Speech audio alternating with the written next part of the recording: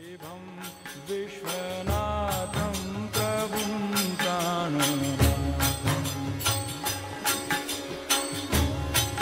जगन्नाथनाथं सदानन्दभाजं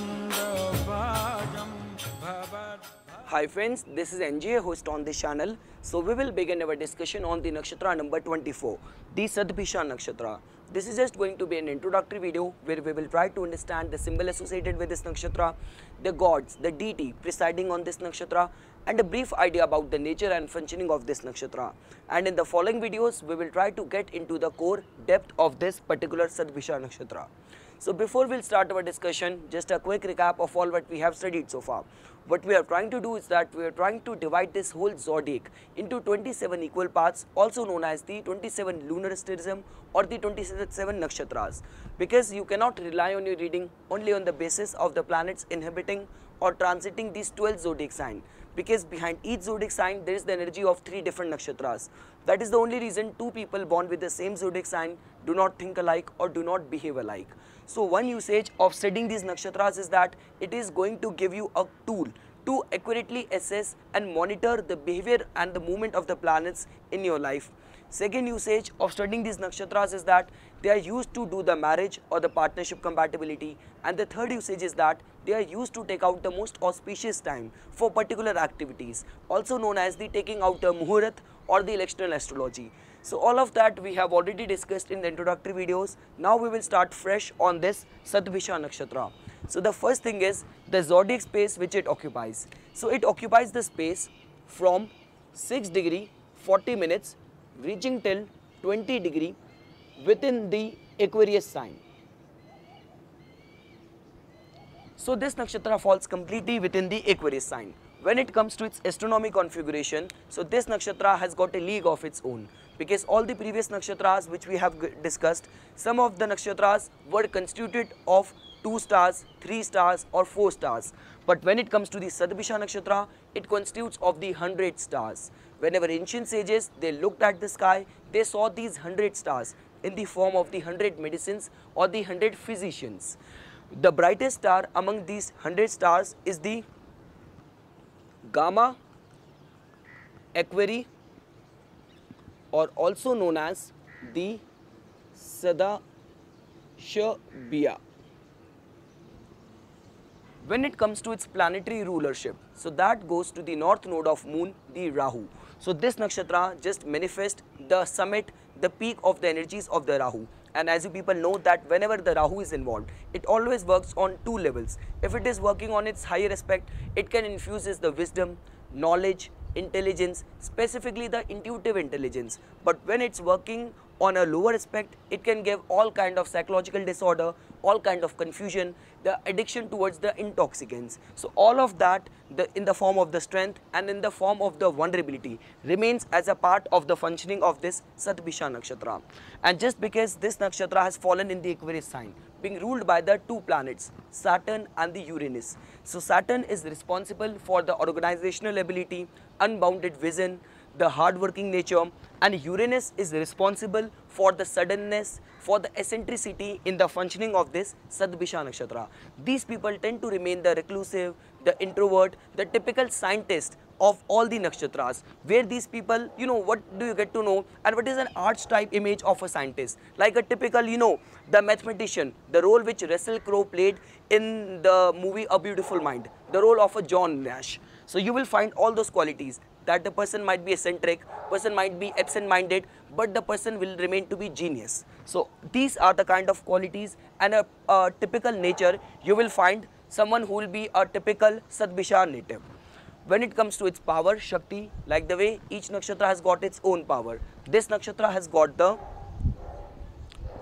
Yesh Shakti, which means power to heal. So a lot related to healing, related to rejuvenation is getting involved in this Shatabhisha Nakshatra. Like the way we have already discussed in the previous nakshatra, the Ashwini, which has also a lot to do with the healing.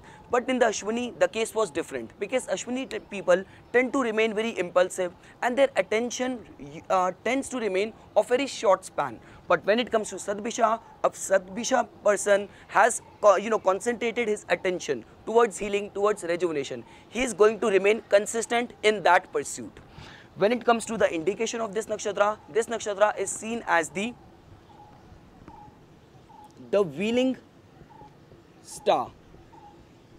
So when I say the wheeling star, it means the wheel related to secrecy, something related to hiddenness is involved in the functioning of this Shatabhisha Nakshatra. The name, if you have to translate the meaning of this Shatabhisha, so it can be translated into 100 physicians, 100 medicines, 100 healers. So again, related to the healing and related to the medicine is coming into play in this Shatabhisha Nakshatra. The alternative name of Shatabhisha is Shat Taraka. Now Shat means 100, Taraka can be translated as the stars. So the 100 stars. Many Vedic scriptures also define this nakshatra as the fortunate star of the king. So the regality and the royalty is also involved in this Shatabhisha Nakshatra. The symbol associated with this nakshatra is of an empty circle. Now what do you get to know from that? See, circle can be looked at from the perspective that it acts as a boundary to protect the things which are within the circle from the things, the dangers outside the circumference of the circle. So something related to the protection, something related to the hiddenness and secrecy is again coming into the picture, because like the way an opaque jar, just hides the liquid inside it.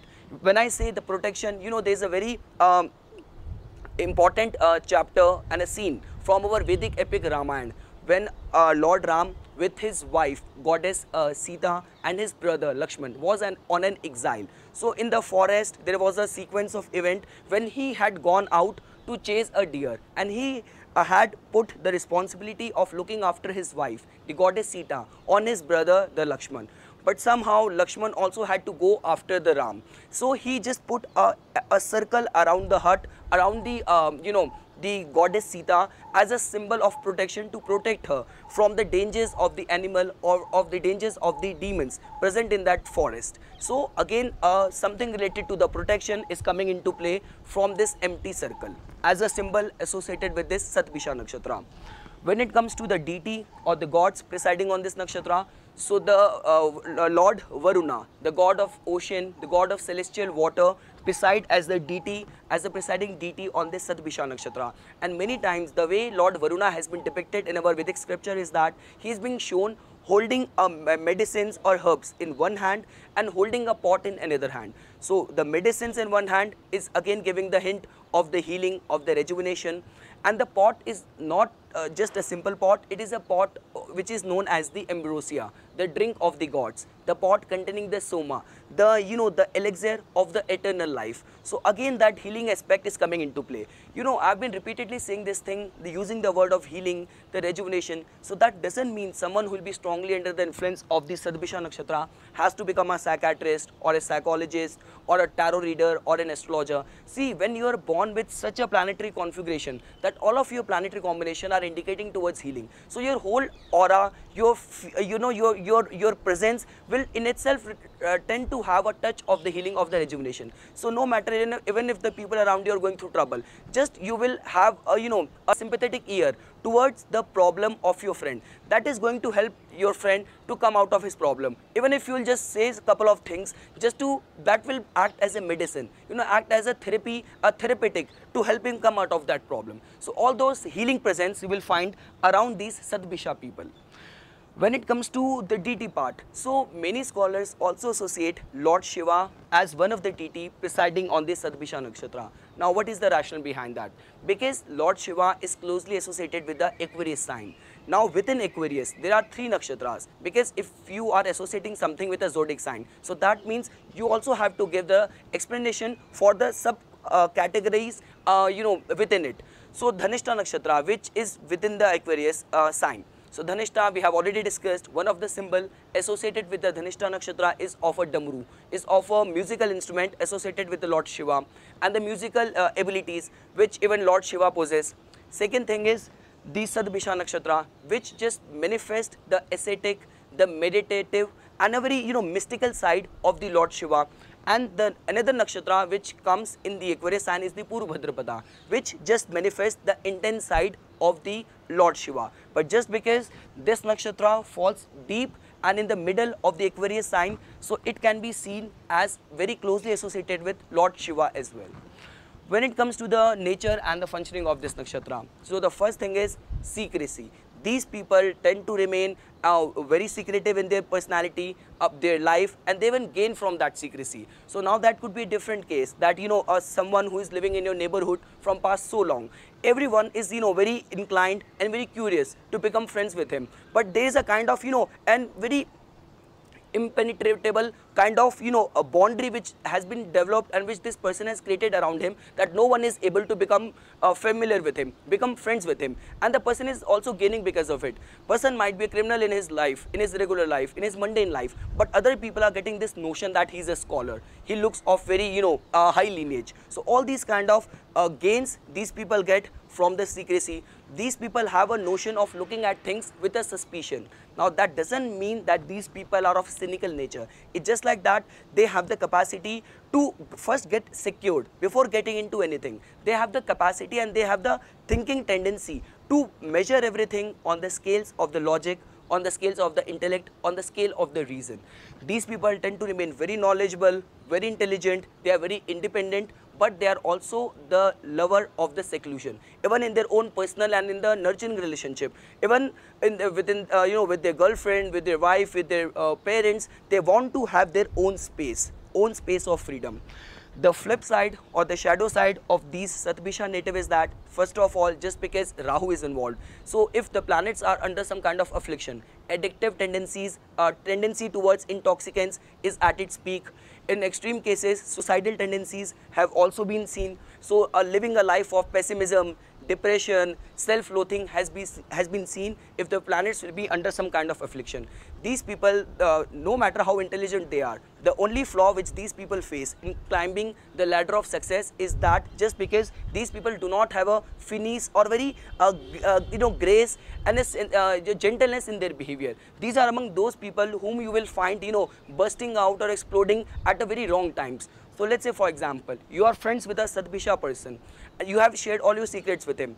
Just at some particular point of time where the person has got offended, you would not even expect that he will reveal all the secrets. He will explode at very inappropriate times when there will be friends all around where he is not supposed to say anything. So little bit of the absent-mindedness in the behavior, even that could be a different case, that the person might be attentive deep from inside, but the image of absent-mindedness, forgetting things will remain to be a part of the behavior and the nature of these Shatabhisha natives. And just because an empty circle, so let's say, for example, if your second lord is placed in the Shatabhisha under some kind of affliction, so that might be a case that will empty that whole prospect of that second house, in the form of the second house is also of a house of finances. So that person might go through some kind of complete state of pauperness or poverty at some extent of his life. So this was just an introductory video on this Shatabhisha Nakshatra. In the following videos, we will definitely try to get into the core depth of this Nakshatra. I hope you guys found by this video informational. For further more updates and notification on astrology, please subscribe my channel and like my Facebook page. Thanks. चिदानन्दरूपा शिवोऽहं शिवो